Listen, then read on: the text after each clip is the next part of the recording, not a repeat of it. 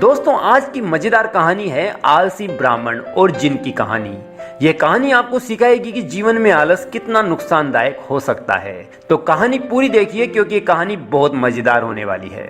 एक बार की बात है, एक गांव में एक ब्राह्मण रहता था। वह सुबह उठता, नहाता, पूजा करता, खाना खाता और फिर सो जाता था।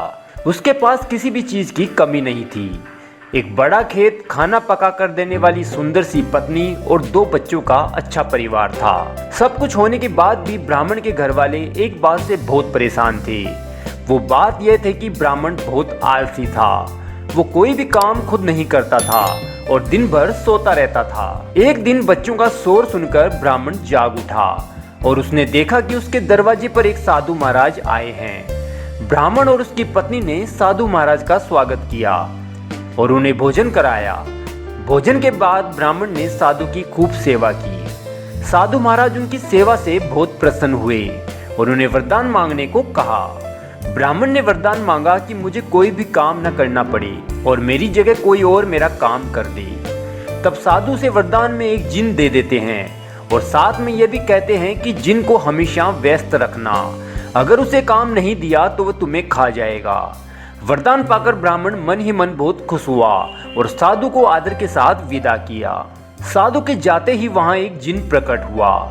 पहले तो ब्राह्मण उसे देखकर डर जाता है, लेकिन जैसे ही वो ब्राह्मण से काम मांगता है तब ब्राह्मण का डर दूर हो जाता है और वो उसे पहला काम खेत जोतने का देता है। जिन वहां से गायब हो जाता है और ब्राह्मण की खुशी का ठिकाना नहीं रहता।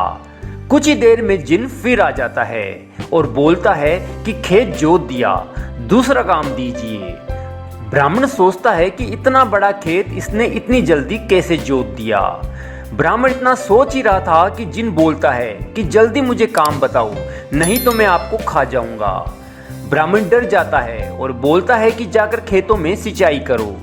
जिन फिर वहां से गायब हो जाता है और थोड़ी देर में फिर आ जाता है। जिन आकर बोलता है कि खेतों की सिंचाई हो गई है, अब अगला काम बताइए। ब्राह्मण एक एक करके सभी काम बताता जाता है और जिन उसे चुटकियों में पूरा कर देता है। ब्राह्मण की पत्नी ये सब देख रही थी और अपने पति के आलसीपन पर चिंता करने लगी। शाम होने के पहले ही जिन सभी काम कर देता था। सब काम करने के बाद जिन ब्राह्मण के पास आ जाता और बोलता कि अगला काम बताइए, नहीं तो मैं आपको खा जाऊंगा।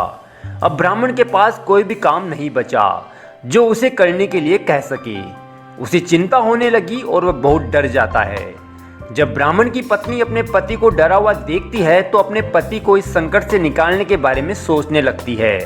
वह ब्राह्मण से बोलती है कि स्वामी, अगर आप मुझे वचन देंगे कि आप कभी आलस नहीं करेंगे और अपने सभी काम खुद करेंगे तो मैं इस जिन को काम दे सकती हूँ। इस पर ब्राह्मण सोचता है कि पता नहीं ये क्या काम देगी।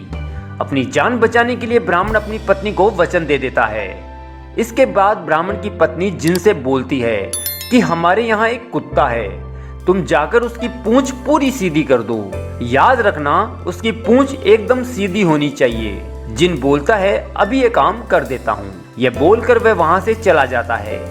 लाख कोशिश के बाद भी वो कुत्ते की पूंछ सीधी नहीं कर पाता और हार मान लेता है। हार कर जिन ब्राह्मण के यहाँ से चला जाता है। उस दिन के बाद से ब्राह्मण अपने आलस को छोड़कर सभी काम करने लगता है और उसका परिवार खुशी खुशी रहने लगता है। कहानी से सीख, हमें कभी आलस नहीं करना चाहिए। आलस करने से हम मुसीबत में फंस सकते हैं, इसलिए हमें आलस छोड़कर अपना काम खुद ही करना चाहिए। कहानी अच्छी लगी हो तो वीडियो को लाइक करें और चैनल को जरूर सब्सक्राइब कर लीजिए।